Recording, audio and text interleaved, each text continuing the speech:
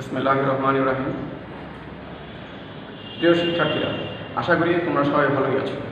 আমি মোহাম্মদ জাকির হোসেন ভূঁইয়া, নবকুমার ইনস্টিটিউশন ও ডক্টর শহীদুল্লাহ কলেজের সিনিয়র শিক্ষক, তোমাদেরকে অনলাইন ক্লাসের দ্বিতীয় সেশনে সবাইকে স্বাগত। আজকে আমরা আলোচনা করব অর্থ ও ব্যাংকিং বিষয়ের তৃতীয় অধ্যায়ের অর্থের সময় মূল্য বা time money of value chapter. চলো আমরা আলোচনায় যাই। আমাদের আজকের আলোচ্য বিষয়গুলো এখানে উল্লেখিত আছে। আমরা প্রথমেই আলোচনা করব অর্থের সময় মূল্য বলতে কি বুঝি। দেখো, ফিনান্সের দৃষ্টিতে সময়ের সাথে সাথে অর্থের মূল্যের পরিবর্তন ঘটে। এখনকার 100 টাকা আর 5 বছর পরের 100 টাকা সমান মূল্য বহন করে না। এটাই হচ্ছে অর্থের সময় মূল্যের ধারণা। অর্থের সময় মূল্যের পরিবর্তনের মূল কারণ হচ্ছে সুদের হার। অর্থের মূল্যের পরিবর্তনের মূল কারণ হচ্ছে সুদের হার। ধরো, তোমার বন্ধুর কাছ থেকে তুমি 100 টাকা পাও। তোমার বন্ধু তোমাকে বলল 1 বছর পরে আমি তোমাকে 100 টাকা দিব। তো অর্থের সময় মূল্য কি বলে? অর্থের সময় মূল্য বলে যে এখনকার 100 টাকা আর 1 বছর পরের 100 টাকা সমান মূল্য বহন করে না। ধরো, তুমি সোনালী ব্যাংকে 10% সুদে 100 টাকা জমা রেখেছ। সোনালী ব্যাংক তোমাকে 1 বছর পরে 110 টাকা দেবে। তার মানে কি হলো? বর্তমানের 100 টাকা 1 বছর পরের 110 টাকা সমান মূল্য বহন করে। সুতরাং সময়ের পরিবর্তনের সাথে সাথে যে অর্থের মূল্যের পরিবর্তন ঘটে তাকে অর্থের সময় মূল্য বলে। অর্থের সময় মূল্যের মূল কারণ হচ্ছে সুদের হার। এবার 2 নম্বরে আসি আমরা। সুযোগ ব্যয় বলতে কি বুঝি।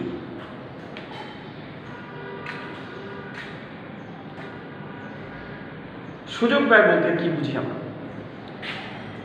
কোনো একটি বিনিয়োগযোগ্য প্রকল্পে অর্থ বিনিয়োগের ফলে অন্য একটি বিনিয়োগযোগ্য প্রকল্পের অর্থের আয় থেকে তুমি বঞ্চিত হলে, এটাই হচ্ছে সুযোগ ব্যয়। ফিনান্সের দৃষ্টিতে কোনো একটি বিনিয়োগযোগ্য প্রকল্প অর্থ বিনিয়োগ করার ফলে অন্য একটি বিনিয়োগযোগ্য প্রকল্পের আয়ের সুবিধা থেকে তুমি বঞ্চিত হলা, এটাই হচ্ছে সুযোগ ব্যয়। সহজ কথায়, দুটি প্রকল্পের মধ্যে একটিতে তুমি অর্থ লগ্নি করলা আর অপরটিতে তুমি অর্থ লগ্নি না করে অর্থের আয় থেকেও তুমি বঞ্চিত হলা, এটাই হচ্ছে ফিনান্সের দৃষ্টিতে সুযোগ ব্যয়। এরপর আমরা আসবো চক্রবৃদ্ধিকরণ প্রক্রিয়াটি ব্যাখ্যা করো। চক্রবৃদ্ধিকরণ প্রক্রিয়াটি কি? দেখো, বিগত বছরের সুদাসলকে বর্তমান বছরের আসল ধরে তার উপর বর্তমান বছরের যে সুদ ধার্য করা হয়, এটাই হচ্ছে তোমার চক্রবৃদ্ধিকরণ প্রক্রিয়া। আমি আরেকবার বলছি, বিগত বছরের সুদাসলকে বর্তমান বছরের আসল ধরে তার উপর বর্তমান বছরের সুদের হার নির্ধারণ করার প্রক্রিয়াই হলো চক্রবৃদ্ধিকরণ প্রক্রিয়া। এই চক্রবৃদ্ধিকরণ প্রক্রিয়ার মাধ্যমে আমরা ভবিষ্যৎ মূল্য বের করতে পারি। আর চক্রবৃদ্ধি সুদের উপর সুদাসলের উপর যে সুদ পাওয়া যায় তাকে বলে চক্রবৃদ্ধি সুদ। আমি আরেকবার বলছি, সুদাসলের উপর যে সুদ পাওয়া যায় তাকে চক্রবৃদ্ধি সুদ বলা হয়। এর মাধ্যমে আমরা ভবিষ্যৎ মূল্য বের করতে পারি। এরপর আমরা আসছি রুল 72 কি, ব্যাখ্যা করো। রুল 72 হচ্ছে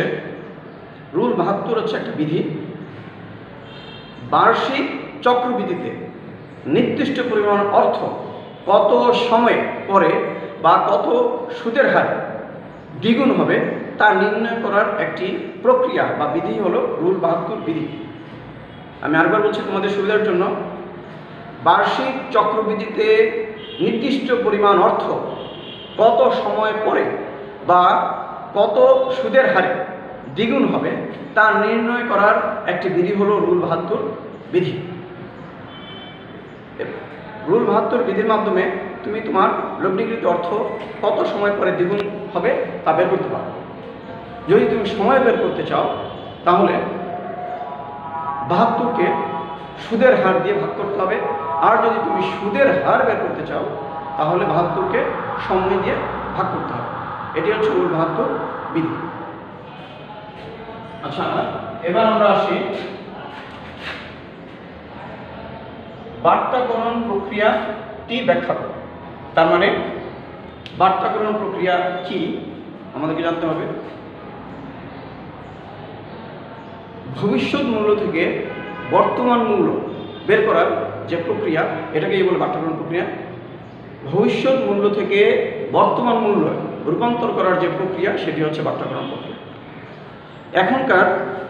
এখন পাওয়া অর্থ আর ভবিষ্যতে পাওয়া অর্থের মধ্যে একই পরিমাণ অর্থ সমান মূল্য বহন করে। বর্তমানে পাওয়া যে অর্থ তুমি পাবা বর্তমানে ভবিষ্যতে একই পরিমাণ অর্থ সমান মূল্য বহন করে। তো তাই বিভিন্ন প্রতিষ্ঠান ভবিষ্যতে পাওয়া অর্থকে বর্তমান মূল্যে রূপান্তর করে আর্থিক সিদ্ধান্ত নিতে হয়। আর ভবিষ্যৎ মূল্য থেকে বর্তমান মূল্য বের করার যে প্রক্রিয়া এটাই হচ্ছে বাট্টাকরণ প্রক্রিয়া। আমরা সহজ কথায় বলতে পারি ভবিষ্যৎ মূল্যের অর্থকে বর্তমান মূল্যে রূপান্তর করবার জন্য যে প্রক্রিয়াটি সেটা হচ্ছে বাট্টাকরণ প্রক্রিয়া। এর মাধ্যমে আমরা ভবিষ্যৎ মূল্য থেকে বর্তমান মূল্য বের করতে পারি। প্রকৃত সুদের হার কি? দেখো, ঋণদাতা প্রকৃতপক্ষে ঋণ গ্রহীতার কাছ থেকে ঋণের অর্থ কত সুদের হারে বের করবে সেটাই হচ্ছে তোমার প্রকৃত সুদের হার।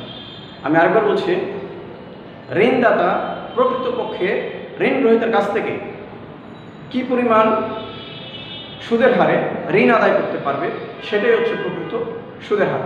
প্রকৃত সুদের হারকে সংক্ষেপে ইংরেজিতে EAR বলা হয়। EAR মানে হচ্ছে এফেক্টিভ অ্যানুয়াল রেট।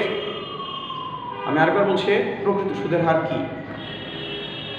ঋণদাতা প্রকৃতপক্ষে ঋণ গ্রহীতার কাছ থেকে তার ঋণের অর্থ কি পরিমাণ সুদের হারে আদায় করতে পারবে সেটাই হচ্ছে প্রকৃত সুদের হার। প্রকৃত সুদের হারকে সংক্ষেপে EAR বলা হয়। EAR মানে হচ্ছে এফেক্টিভ অ্যানুয়াল রেট।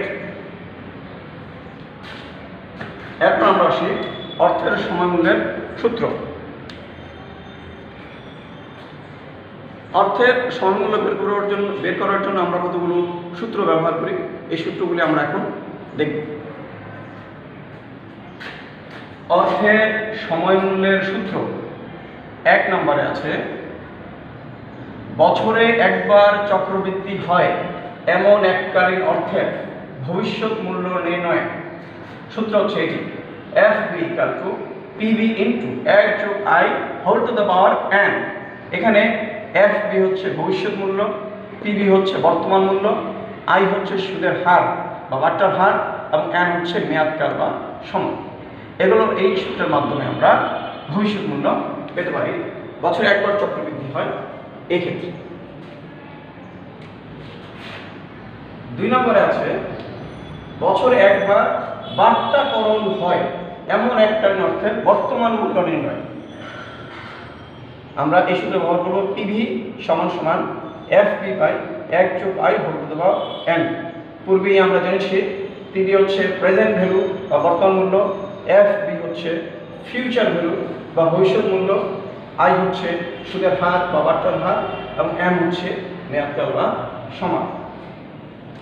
3 নম্বর সূত্রটি হচ্ছে, বছরে একাধিকবার চক্রবৃদ্ধি হয় এমন এককালীন প্রাপ্য অথবা প্রদেয় অর্থের ভবিষ্যৎ মূল্য নির্ণয়। আমরা এই সূত্র ব্যবহার করব, FB = PB × 1 + I/m whole to the power m × n।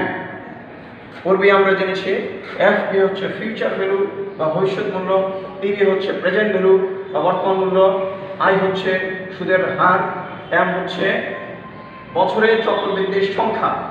আমি আরেকবার বলছি, এখানে এম হচ্ছে বছরের চক্রবৃদ্ধির সংখ্যা এবং এম হচ্ছে মেয়াদকাল বা সময়। অর্থ সমমূল্য বের করার আরেকটি সূত্র হলো এটি, বছরে একাধিকবার চক্রবৃদ্ধি হয় এমন এককালীন প্রাপ্য বা প্রদেয় অর্থের বর্তমান মূল্য নির্ণয়ে আমরা এই সূত্র প্রয়োগ করব। পিবি সমান সমান এফ বি বাই 1 যোগ I by M whole to the power M into M. এখানে পিবি হচ্ছে প্রেজেন্ট ভ্যালু, এফ বি হচ্ছে ফিউচার ভ্যালু বা ভবিষ্যৎ মূল্য, আই হচ্ছে সুদের হার, এম হচ্ছে বছরের চক্রবৃদ্ধির সংখ্যা এবং এম হচ্ছে মেয়াদকাল বা সময়।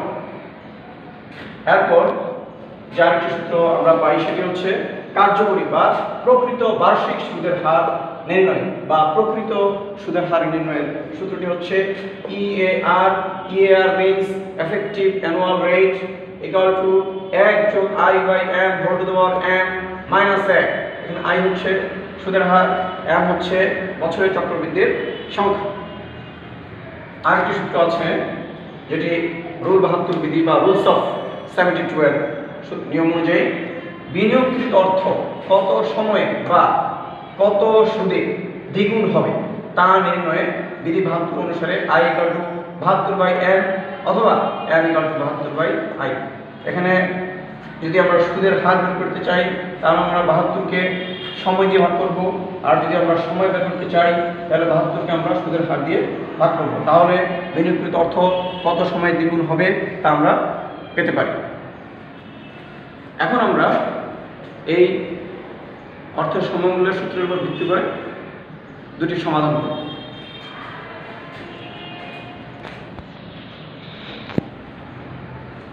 প্রথমেই করব আমরা সুদের হার 10% হলে 5 বছর পরে 200 টাকার বর্তমান মূল্য কত। আমি আরেকবার তোমাদের প্রশ্ন হচ্ছে, সুদের হার 10% হলে 5 বছর পরে 200 টাকার বর্তমান মূল্য কত। এখানে বর্তমান মূল্যে আমরা বের করার জন্য আমরা এই 2 নম্বর সূত্রটি ব্যবহার করব।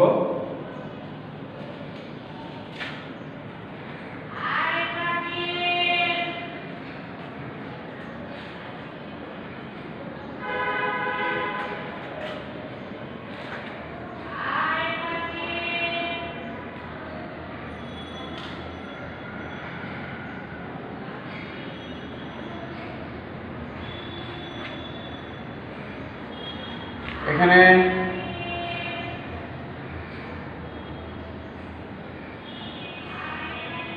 পিবি বা ফিউচার ভ্যালু আমরা হচ্ছে 200 টাকা,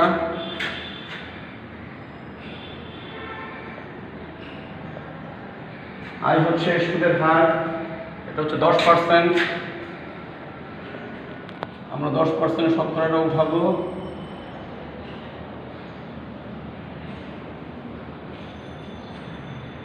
এর হচ্ছে সময় হচ্ছে 5 বছর। সুতরাং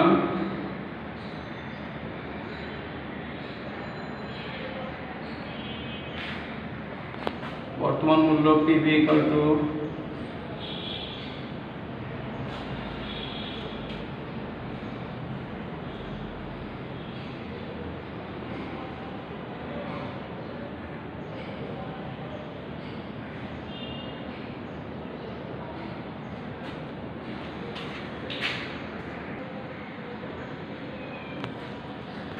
তো আমরা 1.15 দিয়ে আমরা মেয়াদ যখন বের করবো তখন আমরা পাবো 1.6105 200কে এটা দিয়ে ভাগ করলে আমরা পাবো 124.184।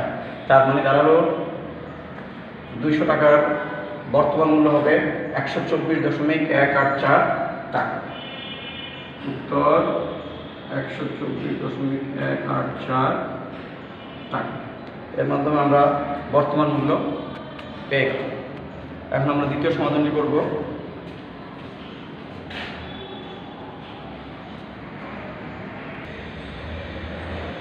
আমাদের দ্বিতীয় সমাধানটি হচ্ছে শতকরা 13.5% হারে মাসিক চক্রবৃদ্ধিতে 50,000 টাকা ব্যাংকে জমা রাখলে 10 বছর পরে কত টাকা পাওয়া যাবে?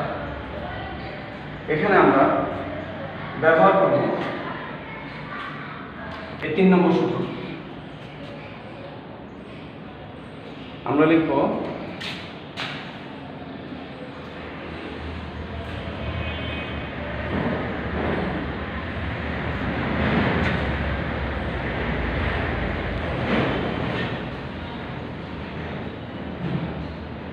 আমরা জানি ভবিষ্যৎ মূল্য FB = into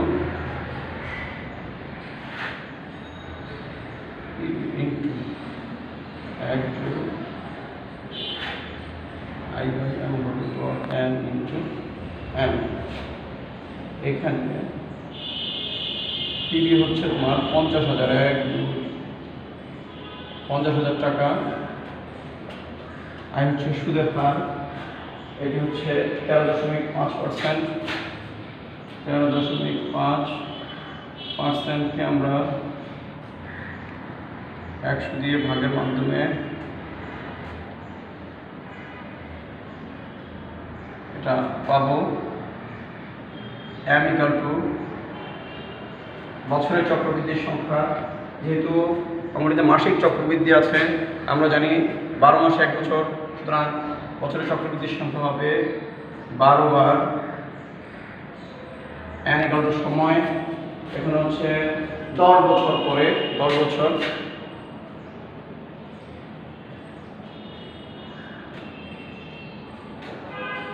FB = কত ওয়াট? সুতরাং আমরা পাচ্ছি FB PB 50,000 1 2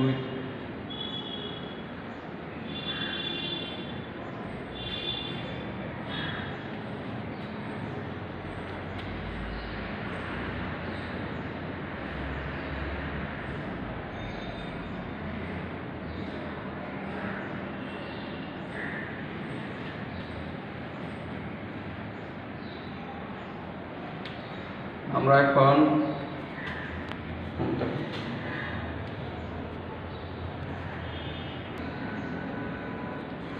তো আমরা মান বের করার পর মান বসিয়ে পেয়েছি। এটা আমরা ফিউচার ভ্যালু পেয়েছি 1,91,430 টাকা 2 পয়সা। তার মানে 50,000 টাকার 10 বছর পরের ভবিষ্যৎ মূল্য হবে 1,91,423 টাকা 02 টাকা। তার মানে এখনকার 50,000 টাকা 10 বছর পরের 1,91,423 টাকা সমান মূল্য বহন করে। তো